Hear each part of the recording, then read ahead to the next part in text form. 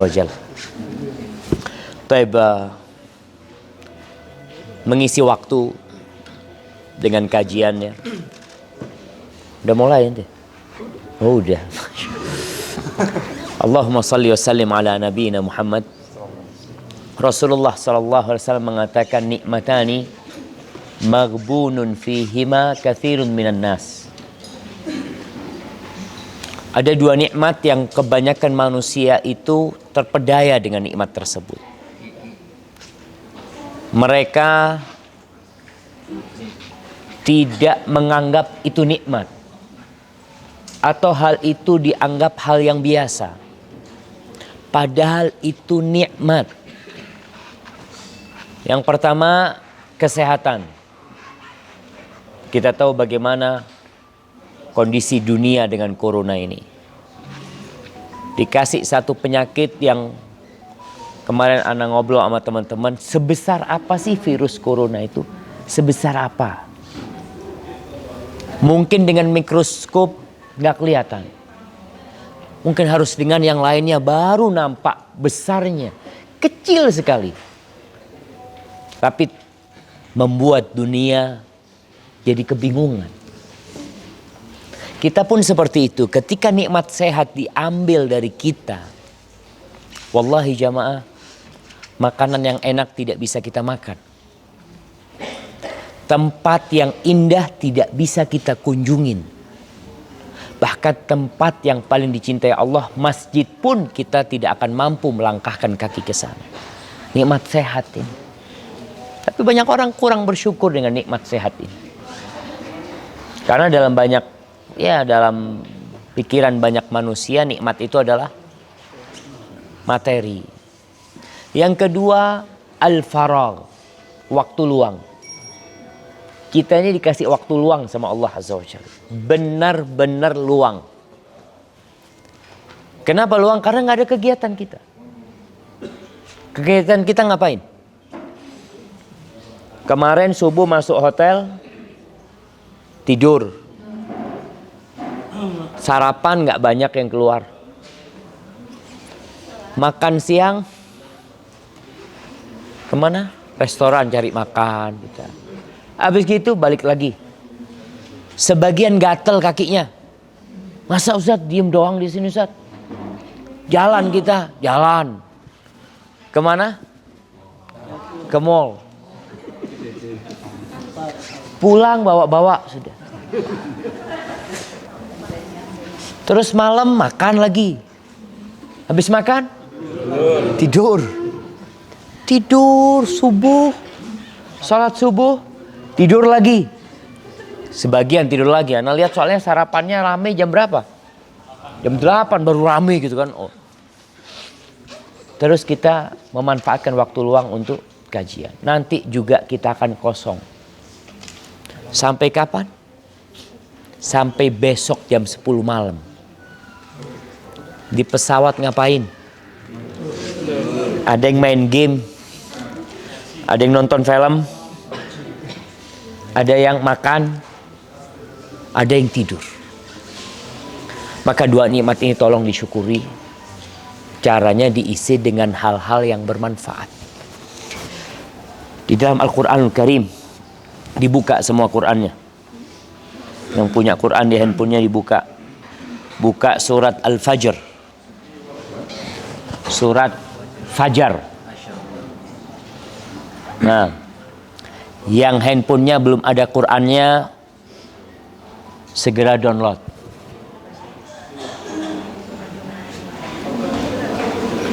Udah dapat? Nah, silakan siapa yang mau baca? Yang keras suaranya. Ya Allah. Yang keras dok.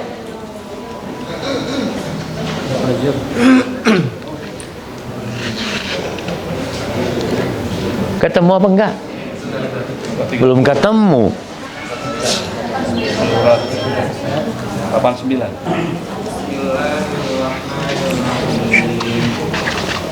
Wal fajri wa layalin 'ashr wasyaf'i wal watr wal layli idza yasr hal fi dzalika qasamul lil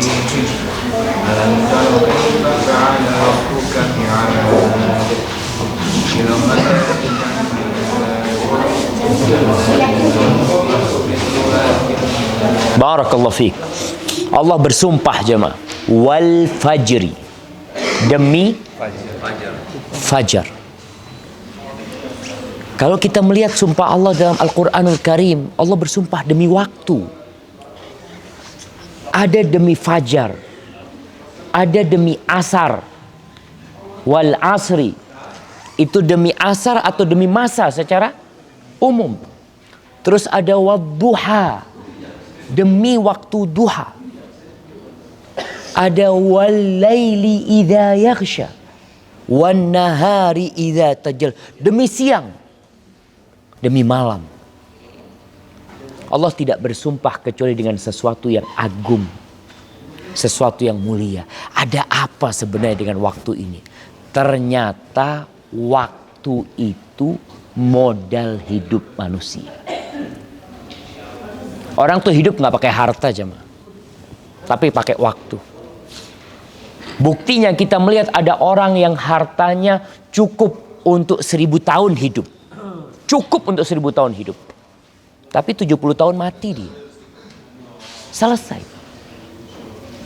Orang kalau punya uang 1 triliun.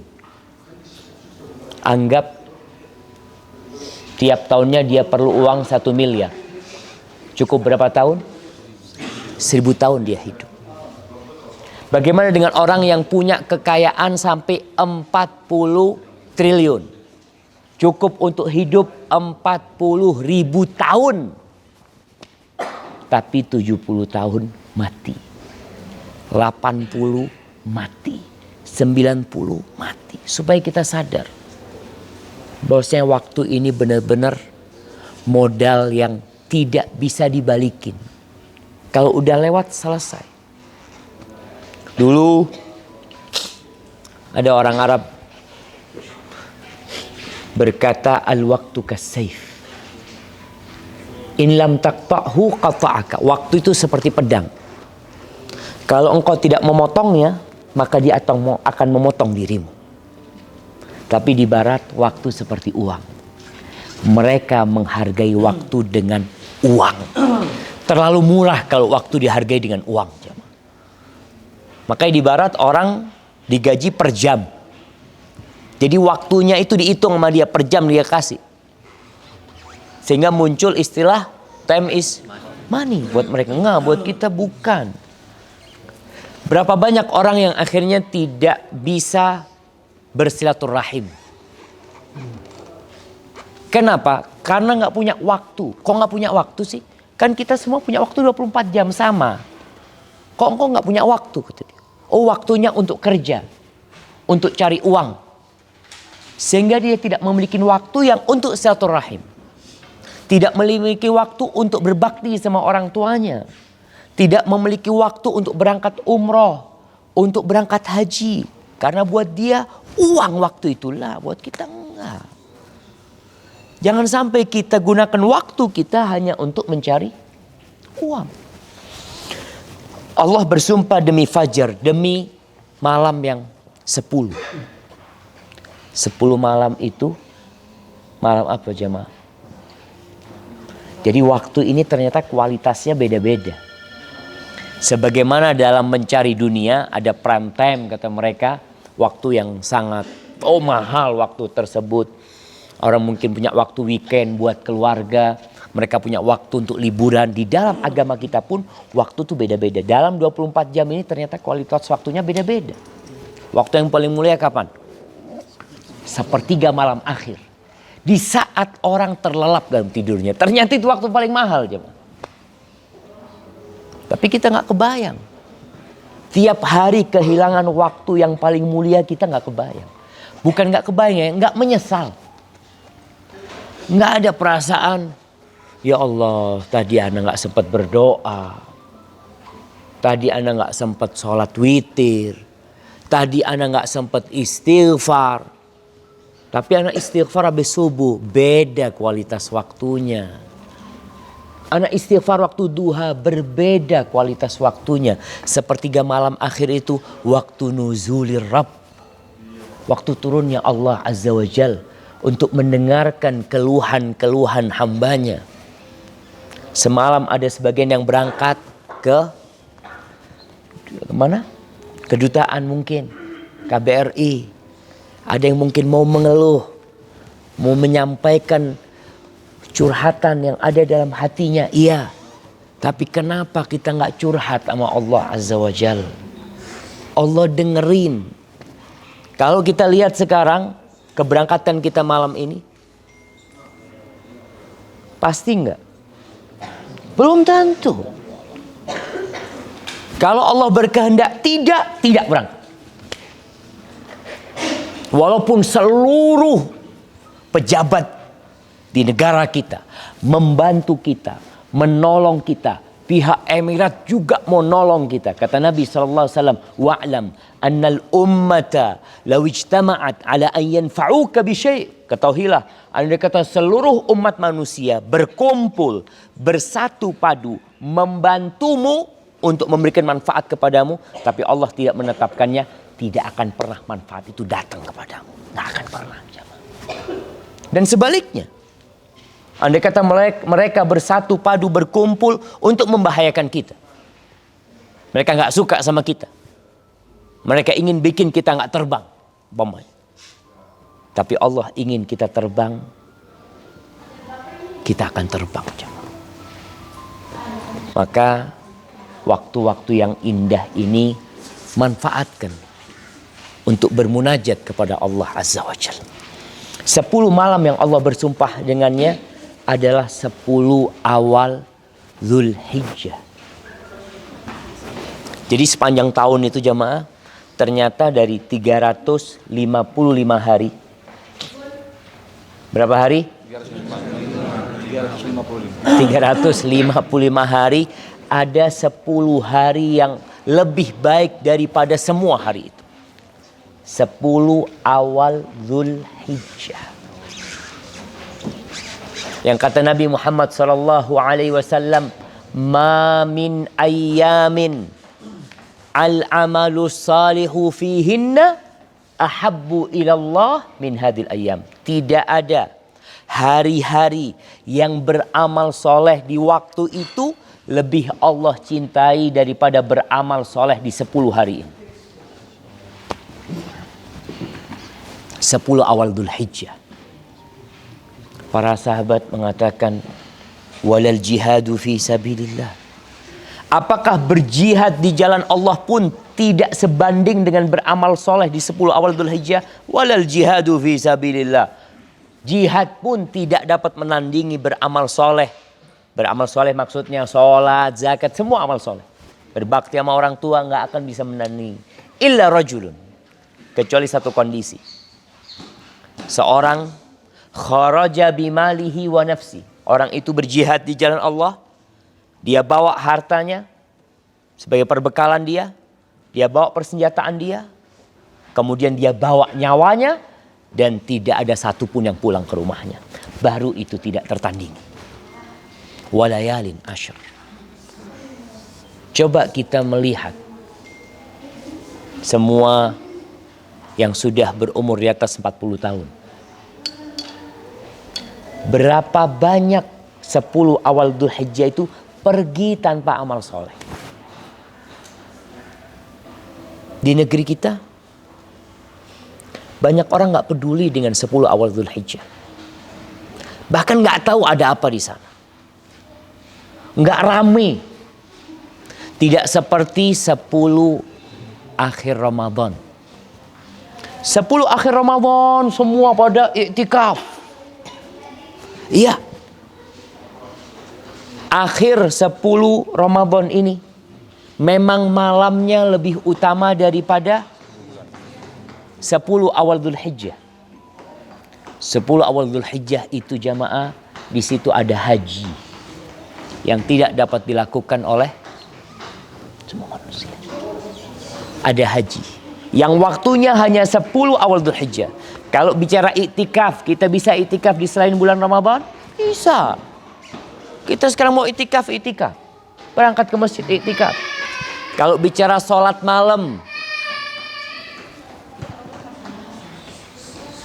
Masya Allah. Ada yang kehilangan ibunya. Masya Allah. Masya Allah.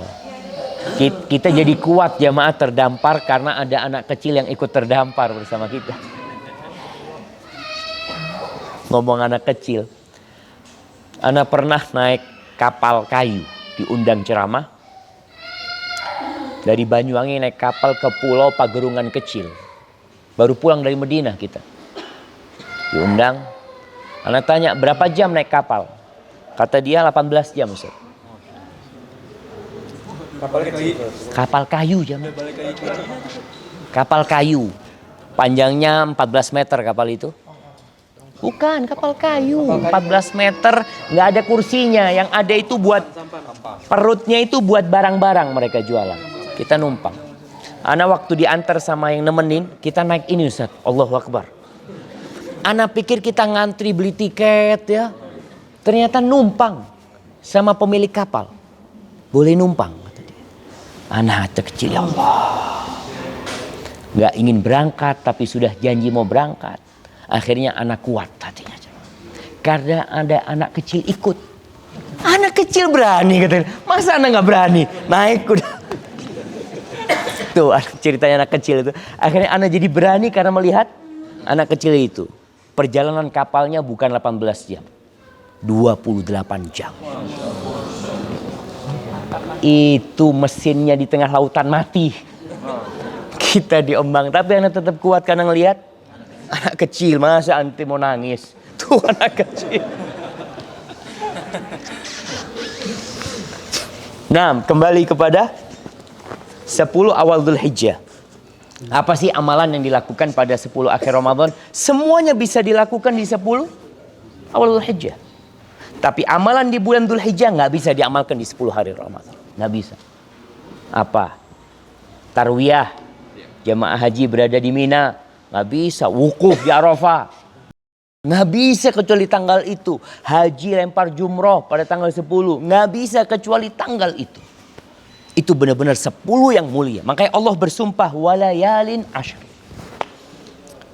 Walayli idha yasri. Dan demi malam ketika datang malam itu jamaah. Masya Allah. Kita bisa melihat manusia yang awalnya semangat, gagah perkasa, ketika malam tiba tubuhnya mulai melemah.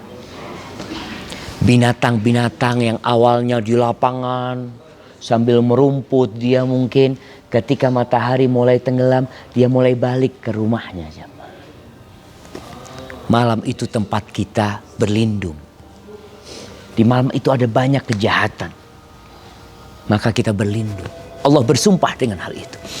Kemudian hal fi dzalika qasamun lidzi hijr. Di sumpah itu ada enggak pesan buat orang yang punya akal? Karena seringkali kita baca Quran ini lewat aja jangan. Enggak karena kita merenungkan. Ada apa dengan fajar ketika matahari terbit? Kita tahu malam walaupun panjang seperti apapun akan diusir dengan fajar yang terbit dari timur. Nggak ada musibah yang berkelanjutan terus-menerus sampai mati. Sebagaimana kita pun tatkala terkena musibah, antum harus yakin dengan fajar. Fajar akan terbit dan malam akan terusir oleh fajar tersebut. Allah katakan di sumpah ini ada nggak pelajaran, nasihat buat orang yang berakal. Tapi masalahnya tadi, kita ini mengaku muslim. Mengaku cinta Rasul Sallallahu Alaihi Wasallam. Sudahkah kita mengkaji juz amma saja? Juz amma ini seperberapanya Al-Quran jemaah. Hah? Sepertigapuluh. Sepertigapuluhnya. Yang 29 udahlah. Mungkin kita Ustaz susah kalau untuk mengkaji semuanya. Tapi paling tidak antum jangan sampai mati kecuali sudah mengkaji juz amma. Nggak banyak. Berapa surat? 37 surat. 1 juz dibandingkan dengan Al-Baqarah. Masya Allah. Ini 37 surat dibandingkan sama Al-Baqarah. Sepertiganya Al-Baqarah. Kira-kira. Maka baca. supaya dapat pesan-pesan ini. Lalu Allah mengatakan, alam tara kaifa fa'ala rabbuka bi'ad irama dhatil imad allati lam yukhlaq mithluha fil bilad. Allah mengatakan, apa engkau enggak melihat? Allah mengatakan kepada Nabi Muhammad SAW, Muhammad, apa engkau enggak melihat? Kemudian Allah mengatakan itu kepada kita semua. Apa engkau tidak melihat, tidak memperhatikan, tidak merenungkan apa yang terjadi dengan kaum Ad? Apa yang Allah lakukan dengan mereka? Kaum Ad ini kaumnya Nabi siapa? Nabi Hud. Apa kata Allah? Iram dzatil imad. Mereka adalah orang-orang yang punya tiang-tiang yang tinggi. Ada yang mengatakan mereka punya tenda-tenda yang besar. Kaum Ad. Allah katakan allati lam yukhlaq mithluha fil bilad. Yang belum diciptakan yang seperti mereka di negeri-negeri itu, ya. Nggak ada. Ada yang mengatakan mereka orangnya besar-besar. Kaum Ad ini bangsa Arab. Tinggalnya yang nggak jauh dari sini. Apa yang terjadi dengan negeri-negeri mereka? Mana bangunan-bangunan tinggi mereka? Hilang. Tinggal cerita. Kita hanya dengar cerita. Mungkin sebagian orang ada yang punya keinginan, anak kepingin lihat tempatnya, nggak tahu kemana mereka. Negeri mereka hilang. Yang mungkin masih terlihat, wa Samud, alladzina jabu sakhra bil wad. Kaum Samud, kaumnya Nabi Saleh. Masya Allah. Kaum Nabi Saleh ini punya 2 tempat tinggal. Dia punya istana-istana di lembah. Dia punya rumah-rumah di gunung. Di gua-gua jemaah. Tapi gua itu dipahat. Gunung itu dipahat sama mereka. Mereka tidak jauh berbeda dengan kaum Petra. Kaum Samud ini ada di daerah namanya Al-Ula. Dari Madinah ke Ula itu kira-kira 400 meter. Kalau kita dari sini ke perbatasan nggak jauh sebenarnya. Menuju ke kaumnya Nabi Saleh alaihissalam. Kaumnya Nabi Saleh karena mereka biasa memohat gunung-gunung. Mereka mengatakan kepada Nabi Saleh, Saleh, kalau engkau Nabi, fa'tina bi ayah. Datangkan bukti kalau engkau Nabi. Kalian minta apa kata dia? Kalau engkau bisa mengeluarkan onta yang bentuknya seperti ini, onta yang hamil, yang gede, onta hamil, kalau keluar dari batu kan keluar anaknya jemaah. Onta yang hamil, yang tinggi, yang besar, yang warnanya seperti ini, seperti itu, kami akan beriman. Subhanallah. Baik, amhiluni kata Nabi Saleh. Ya, kasih aku waktu. Nabi Saleh nabi bukan Tuhan. Dia juga dapat menurunkan mukjizat kecuali Allah yang menurunkannya. Maka Nabi Saleh sholat. Setelah sholat, ya Allah akan keluarkan kata Nabi Saleh. Ditunggu di kaumnya, duduk-duduk nih. Melihat benar jemaah. Batu itu terbelah. Keluar onta dari sana jemaah. Allahu Akbar. Apakah beriman kaumnya? Enggak juga. Ada yang beriman. Tapi kebanyakan mereka tidak beriman. Ada satu pemimpin mereka mau beriman. Tapi enggak jadi beriman gara-gara siapa? Kawannya. Kok percaya sama soal itu, sihir itu macam-macam. Ini pentingnya punya kawan baik. Makanya kita datang umroh nih bareng-bareng nih. Walaupun gak sampai ke Madinah. Ana berbahagia sekali bisa punya kawan-kawan seperti bapak-bapak dan ibu-ibu. Masya Allah. Sampai ada jamaah yang ngomong, Ustaz, Masya Allah, jamaahnya Ustaz ini baik-baik banget Ustaz. Masya Allah. Nggak ada yang teriak-teriak, marah-marah, apa sabar semuanya Ustaz. Masya Allah. Benar jemaah. Kita disuruh mencari kawan yang baik. Jangan sampai seperti salah satu pemuka kaumnya Nabi Saleh. Nggak jadi beriman gara-gara kawan. Kita pulang umroh. Di sini dapat kawan baik. Ke Indonesia, balik lagi ke komunitasnya. Dapat kawan-kawan yang lama, balik lagi. Di sini 5 waktu ke masjid. Masya Allah. Adzan berangkat, Ustaz. Berangkat. Masya Allah. Sampai Indonesia, dengar adzan ngopi sudah. Masjid. Aduh, nantilah umroh lagi baru ke masjid lagi. Maka kawan, apa yang terjadi dengan kaumnya Nabi Saleh? Subhanallah. Tamatta'u fi darikum 3 ayyam. Kalian silakan bersenang-senang 3 malam di rumah kalian. Dibunuh ontanya itu terakhir jemaah. Jadi ontanya itu dibunuh sama mereka. Punya anak ontanya itu. Kan hamil dia. Anaknya dikejar. Ibunya waktu mau dibunuh jerit ibunya itu. Supaya anaknya lari. Anaknya dikejar dan dibunuh. Akhirnya kaum itu Allah hancurkan. Dengan apa? Bukan dengan virus. Hanya dengan teriakan jemaah. Kemudian dikirim angin yang membuat mereka semua mati. Selesai. Dengan teriakan mati semua. Subhanallah. Terus siapa lagi? Allah katakan lagi. Wa Fir'aun dzil autad. Alladzina taghaw fil bilad fa aktsaru fiha al fasad. Fasabba 'alaihim rabbuka sawta 'adzab. Orang berangkat ke Mesir. Ngapain? Ngeliat piramid. Yang ada dalam bayangan mereka ketika melihat piramid siapa? Fir'aun. Ngelihat Sphinx. Ngelihat, besar banget tempatnya. Ini mereka hebat. Kok mereka hebat? Kemana mereka? Kenapa engkau tidak berpikir kemana mereka kalau hebat? Mereka dapat membangun piramid begitu tingginya. Yang membangun itu mungkin juga kaumnya Nabi Musa yang diperbudak sama mereka.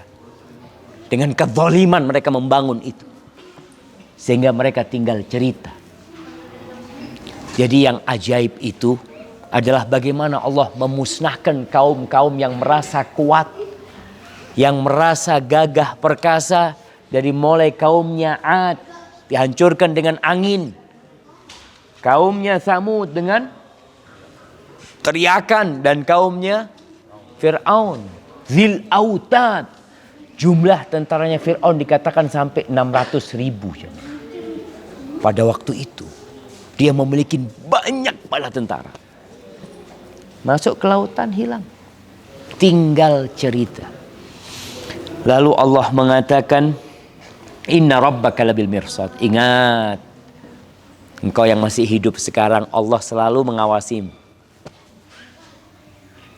Allah selalu memperhatikan. Sebagaimana Allah dapat menghancurkan umat-umat sebelumnya. Kalian pun akan hancur. Hanya dengan ucapan Allah. Kun. Fayakun. Mau ngomong apa kita jamaah? Ada pesawat yang terbang. Yang berada di atasnya berbahagia. Mau ketemu keluarganya. Ada yang mau ngantor. Ingat kejadian pesawat yang dari Jakarta ke Tanjung Pinang? Tanjung Pinang. Pangkal Pinang. Lion waktu itu. Pangkal Pinang. Bayangkan semua yang ada di pesawat sedang mempersiapkan diri untuk ketemu keluarganya. Ada yang udah booking tiket balik. Bukan, ini masih berangkat udah booking tiket balik. Ada yang sudah pesan hotel. Ada yang keluarganya udah nungguin di bandara. Nungguin. Artinya mereka nungguin, mereka sudah punya persiapan mau makan siang di sini, mau makan siang di mana, Masya Allah. Udah disiapin semuanya. Ternyata mereka tidak pernah landing ke daratan. Mereka tinggal cerita. Inna rabbaka labil mirsad. Wallahi jamaah. Kalau kita melihat bagaimana Allah menghancurkan mereka, kita jadi takut sama Allah Azza wa Jalla. Kemarin Dr. Muhammad Nur Ihsan menjelaskan bagaimana kita beribadah kepada Allah Azza wa Jalla. Dengan cinta yang pertama. Kemudian cinta itu berbalut rasa takut dan rasa harap. Kita nggak boleh takut terus. Akhirnya sampai putus. Gitu. Ada apa aku jadi orang baik kalau gitu? Kalau nggak ada pintu untuk menjadi orang baik. Begitu pula orang yang terus berharap. Nah, ini kajiannya 2 ustadz. Tenang. Kan waktu kosong. Nah, sampai kapan?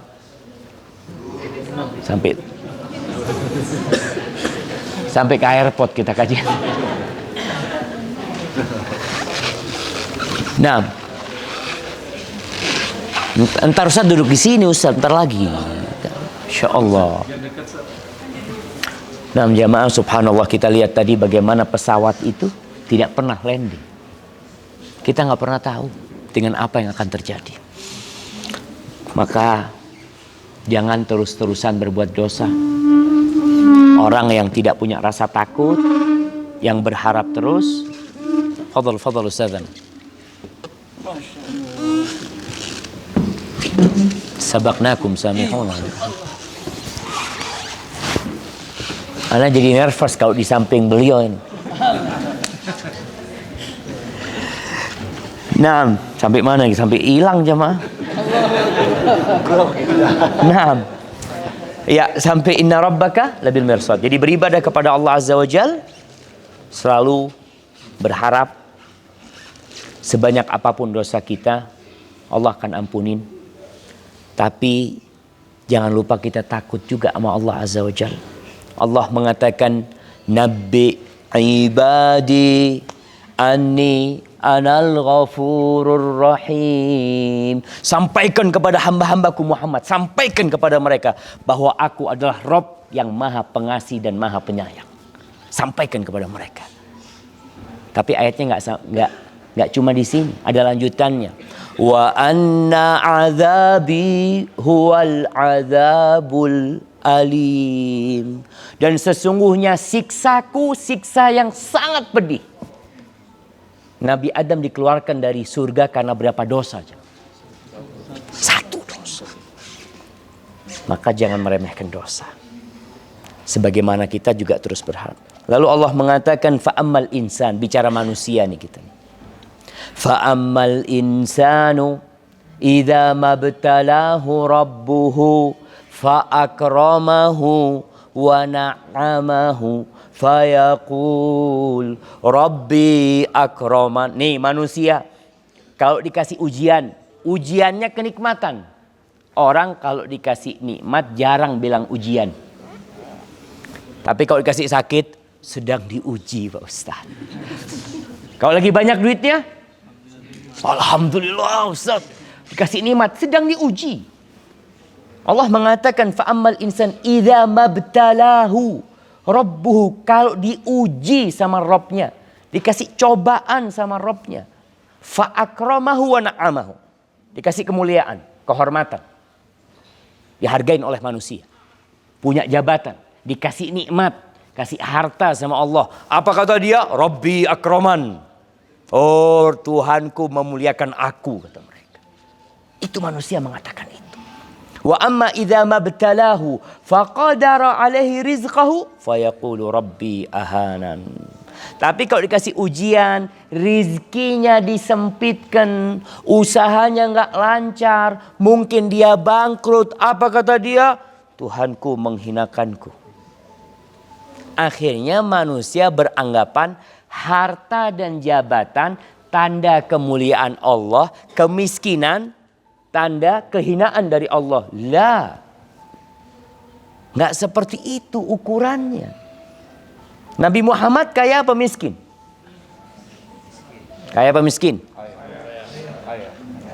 Kaya miskin. Kaya miskin. Dunianya miskin, akhirannya kaya. Nah, kaya miskin.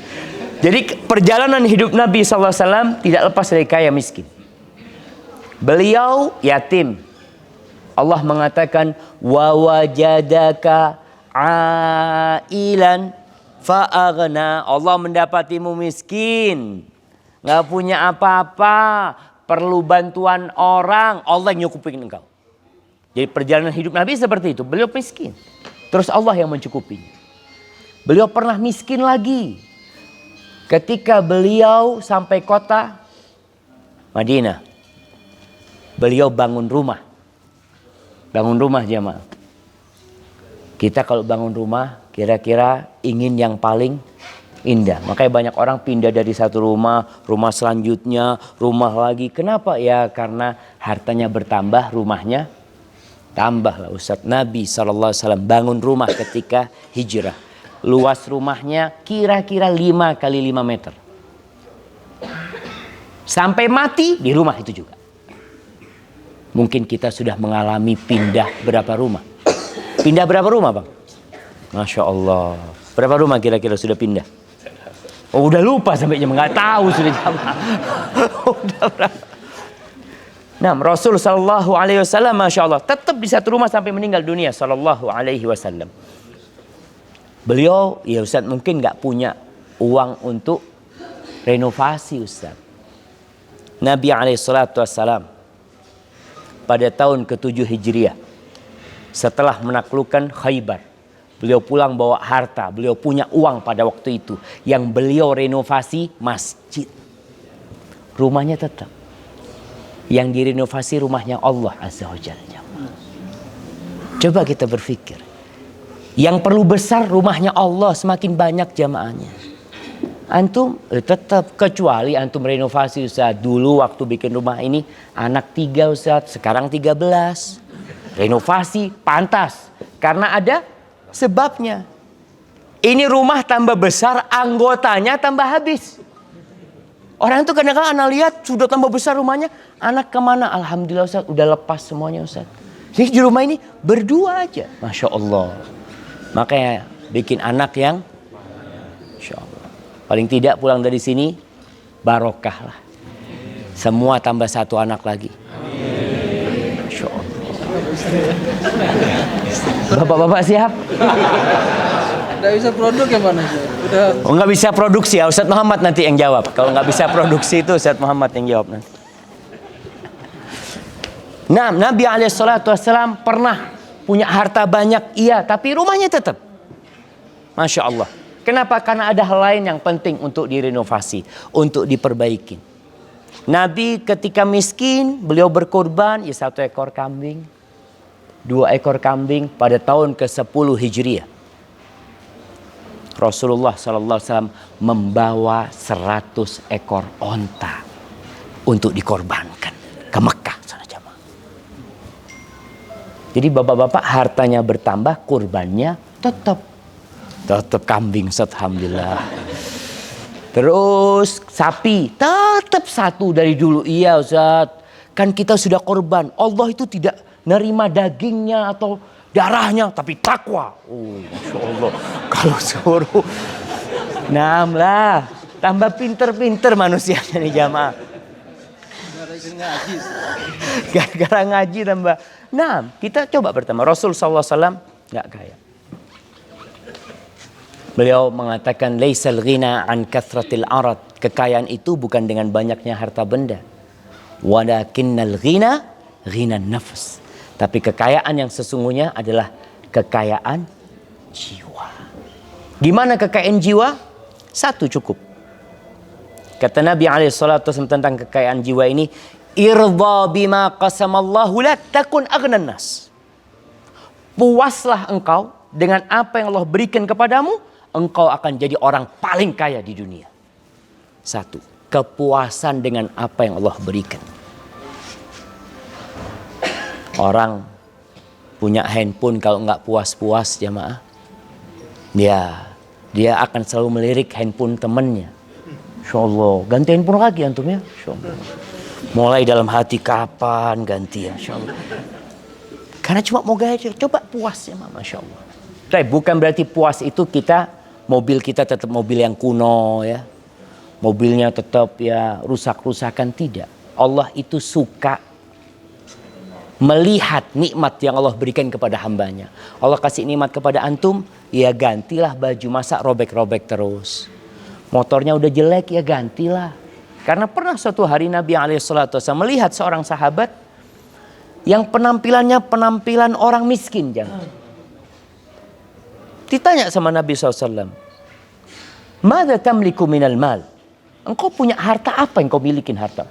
Aku punya onta sekian, punya kambing sekian loh. Tapi penampilannya kok kayak gini, kata Nabi SAW.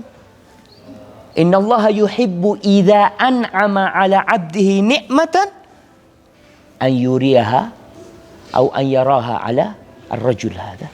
Oh, kama qala Nabi SAW. Allah kalau kasih nikmat itu, Allah suka nikmat itu nampak di diri orang itu.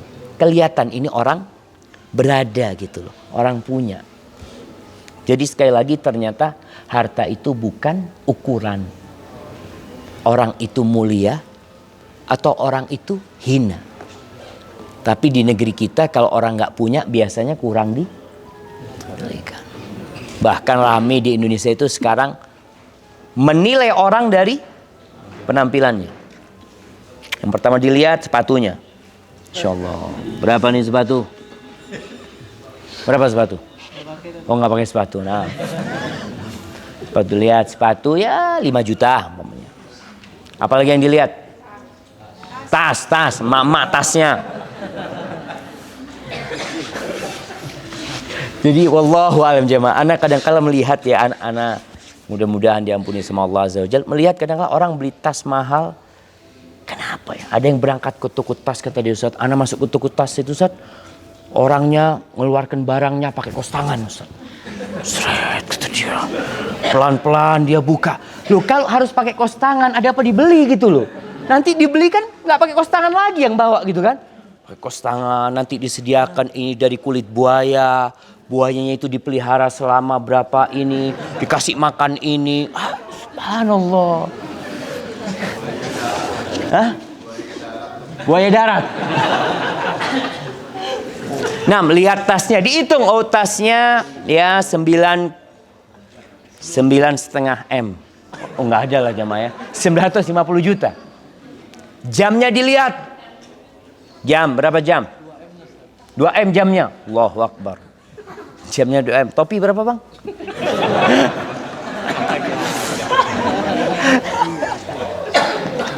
Ala kulli hal, banyak orang di Indonesia udah mulai rame itu. Jadi orang ini berjalan dihargain. Oh, nilainya 2 M orang ini. Subhanallah. Tuh orang nilainya 2 M dibunuh gara-gara 20.000. Ada kita lihat pembunuhan gara-gara uang 20.000. Wallahi jamaah. Maka ingat, kemuliaan itu bukan di harta. Terus di mana kemuliaan? Kita semua diciptakan sama. Kita diciptakan dari tanah. Kalau bapak-bapak, ibu-ibu musim hujan kadang-kala lewat jalan yang becek, kita nggak kepingin ada lumpur di kaki kita. Kita nggak suka ada lumpur di sepatu kita. Kadang-kala kita lepas tuh yang namanya lumpur tanah itu. Padahal dari itu kita diciptakan. Engkau kok jadi nggak mau sama tanah sih? Engkau tercipta dari tanah. Terus siapa yang paling mulia? Inna akramakum indallah atqakum. Yang paling mulia di antara kalian adalah yang paling bertakwa kepada Allah Azza wa Jalla. Kita berangkat bareng-bareng. Kita naik pesawat insya Allah bareng-bareng. Kita sholat di masjid masya Allah berjamaah. Kemarin kita ke Masjidil Aqsa bareng-bareng. Tapi apakah kita semua sama di mata Allah Azza wa Jalla? Yang paling mulia adalah yang paling bertakwa kepada Allah Azza wa Jalla. Mungkin itu yang bisa saya sampaikan jamaah. Semoga kita pulang dari sini berlomba-lomba untuk mencari kemuliaan. Bukan berlomba-lomba mencari harta. Emangnya nggak boleh Ustaz? Boleh.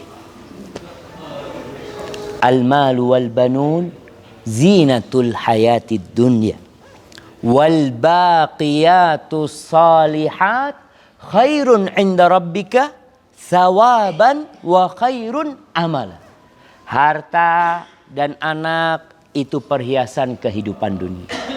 Tapi al-baqiyat as-salihat, yang abadi, yang soleh, ucapan subhanallah, walhamdulillah, wala ilaha illallah, Allahu Akbar, itu lebih baik, lebih kekal dan lebih bisa diharapkan daripada harta. Nanti pada hari kiamat nggak ada yang bawa harta. Dinar nih mungkin sebagian masih punya dolar, sebagian masih punya dinar.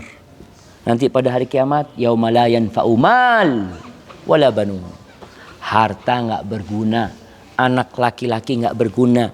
Illa man atallaha biqalbin salim. Yang datang jumpa Allah dengan hati yang selamat, maka selamatkan hati kita. Hadza wallahu a'lam bishawab yang bisa saya sampaikan. Sekarang kita lanjut kepada kajian yang kedua. Masih siap jemaah? Insyaallah. Ustaz Muhammad, kamera dipindah. Oh, Ustaznya yang pindah. Masa kameranya yang pindah, Ustaz? Antum yang pindah, Ustaz. Ini dipindahin juga. Jazakallah khair. Allah.